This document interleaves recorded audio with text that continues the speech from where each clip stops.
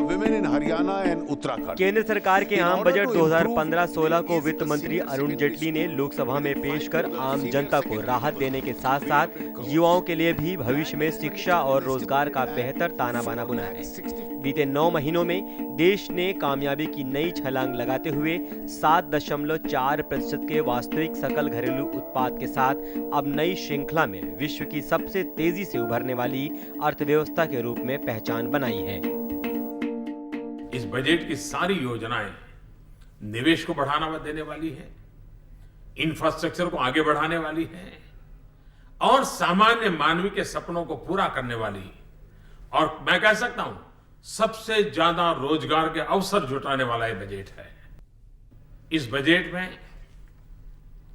सामान्य मानव के लिए इतनी सारी योजनाएं लगाई है, चाहे वो आकस्मिक बीमा की बात हो, जीवन बीमा की बात हो, पेंशन की बात हो, हमारे नौजवानों को पढ़ने के लिए कॉलेज में जो खर्च होता है उसके लिए बैंक में इजीली लोन की व्यवस्था हो, एक के बाद एक सुचारू रूप से व्यवस्थाएं विकसित की है। वित्त मंत्री द्वारा पेश बजट को प्रधानमंत्री नरेंद्र मोदी ने सबका बजट करार देते हुए कहा कि केंद्रीय बजट 2015 बहुत ही विजनरी बजट है। यह बजट प्रगतिशील, सकारात्मक, व्यवहारिक, तथ्यात्मक और दूरदर्शिता भरा है। वित्त मंत्री ने बजट 2015 में किसान, युवा, गरीब और आम नागरिकों पर खास जोर देकर सबकी तरक्की, समानता और रोजगार सृजन पर खास ध्यान दिया है। नहीं, देखिए, स्किल डेवलपमेंट एक ऐसा प्लेटफॉर्म है जो पहले इस तरह का नहीं था जितना कि सरकार ने सोचा है, क्योंकि जो छिटपुट प्रयास थे ऐसे ऑर्गेनाइज्ड प्रयास नहीं थे जिससे युवकों को समाहित करते हुए उनके रोजगार के बारे में हम बात कर सकें, जो इस सरकार ने किया है। दूसरा, तमाम जो योजनाएं, जैसे कृषि सिंचाई योजना की बात की है सरकार ने, या लैब टू लैंड की बात कर रही है कि जो टेक्नोलॉजी तो है लेबोरेटरीज में जो साइंटिस्ट ने डेवलप किया है, लेकिन उसे कैसे गाँव तक ले जाएं, एक मॉड्यूल के रूप में कैसे ले जाएं, जिससे कि युवक एक मॉड्यूल को समझें और उस मॉड्यूल को एक इकोनॉमिक इंटरप्राइज के रूप में उस पर काम करें और रोजगार लगा सकें। इसी प्रकार से अभी इस योजना में ही 100 करोड़ का प्रावधान किया गया है। एक आर्या परियोजना भारतीय कृषि अनुसंधान परिषद शुरू कर रही है, जिसका नाम ही है attracting and retaining youth in agriculture, जिससे कि युवकों को कैसे गांव में आकर्षित कर सकते हैं, कैसे रोजगार के अवसर दे सकते हैं। प्रधानमंत्री ने कहा कि बजट निवेश अनुकूल है और कर मुद्दों पर सभी संदेहों को दूर करता है। इससे आने वाले दिनों में इंडस्ट्रियल सेक्टर में रोजगार के लिए नए विकल्प सामने आएंगे। सबके लिए रोजगार, शिक्षा और समान मुद्दों पर समग्र विकास का उल्लेख कर वित्त मंत्री ने 2022 तक लक्ष्य प्राप्त करने का निर्धारण किया है। ओवरऑल जो है एक बिजनेस का वातावरण बना है।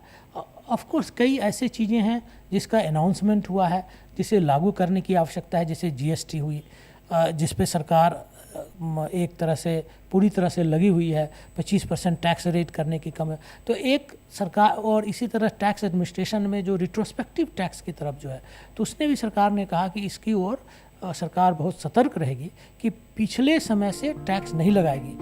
प्रधानमंत्री ने कहा कि यह बजट भारत में नवाचार, उद्यमशीलता और नए उद्यमों के विकास और प्रोत्साहन के प्रति सरकार के वायदों को रेखांकित करता है।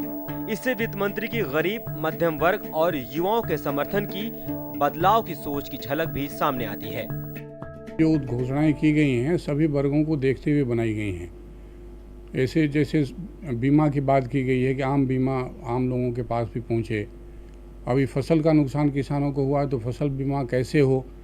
अभी जो कुछ रिस्ट्रिक्शंस थे कि इतना नुकसान होगा तभी बीमा का लाभ मिलेगा, उसके ऊपर भी सरकार सोच रही है। दूसरा, जो अन्य सुझाव हैं वो भी विभिन्न जगहों पर से आ रहे हैं और उनको लागू करने के लिए सरकार पूरी तरह से तत्पर है। सरकार ने अपना पहला पूर्ण बजट पेश करते हुए लगभग सभी तबकों को कुछ न कुछ दिया है। इस बजट में कई ऐसी बातें हैं जो दर्शाती हैं कि केंद्र सरकार भविष्य में अर्थव्यवस्था की मजबूती को लेकर गंभीर है। वित्त मंत्री अरुण जेटली ने कहा कि वो 5 साल में मजबूत अर्थव्यवस्था बनाना चाहते हैं। इसके लिए उन्होंने जो प्रस्ताव रखे हैं उन्हें देखने पर पता चलता है कि आने वाले दिनों में देश में उभरती हुई इकोनॉमी के साथ साथ युवाओं के लिए भी रोजगार के नए नए अवसर सामने आएंगे। आइए नजर डालते हैं कि आम बजट 2015-16 में युवाओं के लिए शिक्षा और रोजगार से जुड़े महत्वपूर्ण बिंदुओं पर। वित्त मंत्री ने उच्च शिक्षा बजट में 13% की बढ़ोतरी का प्रस्ताव रखा है। देश के उच्च शिक्षा संस्थानों को बढ़ावा देते हुए हर राज्य में एक प्रमुख केंद्रीय संस्थान बनाने का प्रस्ताव है, जिसके लिए 26,855 करोड़ रुपए दिए जाएंगे। सरकार जरूरतमंद छात्रों के लिए शिक्षा संबंधी लोन और स्कॉलरशिप के मामले देखने के लिए एक प्राधिकरण स्थापित करेगी, जो प्रधानमंत्री विद्या लक्ष्मी कार्यक्रम के माध्यम से स्कॉलरशिप योजनाओं, शिक्षा संबंधी ऋण योजनाओं का संचालन और निगरानी करेगा।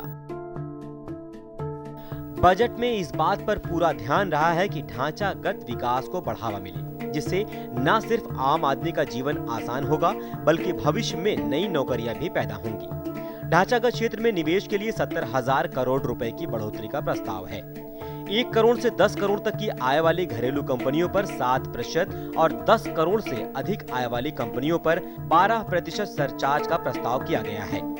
1 करोड़ से अधिक और 10 करोड़ तक की आय वाली विदेशी कंपनियों पर सरचार्ज 2% जारी रहेगा और 10 करोड़ से अधिक आय पर 5% सरचार्ज का प्रस्ताव किया गया है।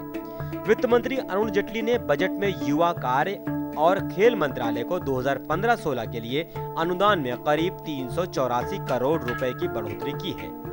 लोकसभा में पेश बजट में जेटली ने युवा कार्य और खेल मंत्रालय को कुल 1541.13 करोड़ रुपए, योजनागत आवंटन 1389.48 करोड़ और गैर योजनागत आवंटन 151.65 करोड़ आवंटित किए हैं, जबकि युवा कल्याण योजनाओं के लिए 336.62 करोड़ रुपए आवंटित किए गए हैं। आम बजट 2015-16 में सरकार ने आम जन के साथ युवाओं को सहूलियत और औद्योगिक क्षेत्र को राहत देने की पहल की है। सरकार युवाओं के सहारे देश को आने वाले दिनों में जहां हाईटेक बनाने की बात कर रही है, वहीं स्किल इंडिया के जरिए रोजगार सृजन पर भी खासा जोर दे रही है। एक अनुमान के मुताबिक आने वाले 5 सालों में स्किल इंडिया से जहां करोड़ों लोगों को रोजगार मिलने की उम्मीद है, वहीं स्किल इंडिया के साथ साथ डिजिटल इंडिया से भी प्रत्यक्ष और अप्रत्यक्ष रूप से लाखों युवाओं के लिए रोजगार की नई नौकरी आने की भी संभावना है। कैमरामैन प्रेम परिहार के साथ OP Yadav, DD news, Delhi.